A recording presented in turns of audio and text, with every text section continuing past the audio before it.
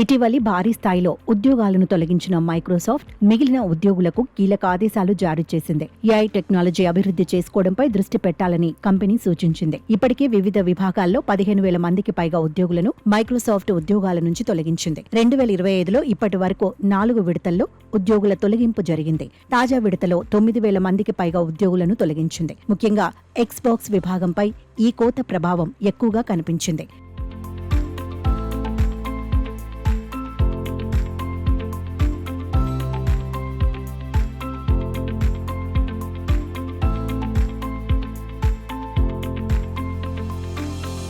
Microsoft developer division president Julia Liuson ఇటీవలి తమ మేనేజర్లకు కీలకమైన మార్గదర్శకాలను జారీ చేశారు. ఉద్యోగుల పనితీరు అంచనా వేసే సమయంలో వారు ఏఐ టెక్నాలజీని ఎలా ఉపయోగించుకుంటున్నారో కూడా పరిగణనలోకి తీసుకోవాలని స్పష్టం చేశారు. సంస్థ ఉద్యోగులకు పంపిన అంతర్గత ఈమెయిల్ సందేశాల్లో కృత్రిమ మేధ వినియోగం ఏమాత్రం ఆప్షన్ కాదని, ప్రతి స్థాయిలో ప్రతి ఉద్యోగికి అత్యంత ముఖ్యమైందని వెల్లడించారు. దీంతో పాటు కంపెనీ ఉద్యోగుల పనితీరు కొలమానానికి కూడా ఏఐ వినియోగాన్ని పరిగణలోకి తీసుకునే అంశాన్ని పరిశీలిస్తోంది.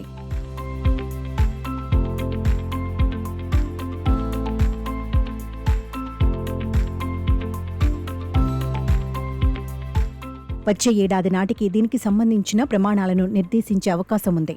ఈసారి ఉద్యోగాల కోతలు ప్రధానంగా సేల్స్ విభాగంలోని ఉద్యోగులను ఎక్కువగా ప్రభావితం చేశాయి. ఈ ఉద్యోగుల స్థానంలో కంపెనీ కస్టమర్లకు మరింత సమర్థంగా వివరించగల టెక్నికల్ సొల్యూషన్ ఇంజనీర్లను నియమించుకోవాలని యోచిస్తోంది. ఈ దిశగా మైక్రోసాఫ్ట్ సేల్స్ విభాగానికి చెందిన చీఫ్ జడ్సన్ ఆల్టోఫ్ ప్రత్యేక ప్రణాళికను రూపొందించినట్టు తెలిసింది.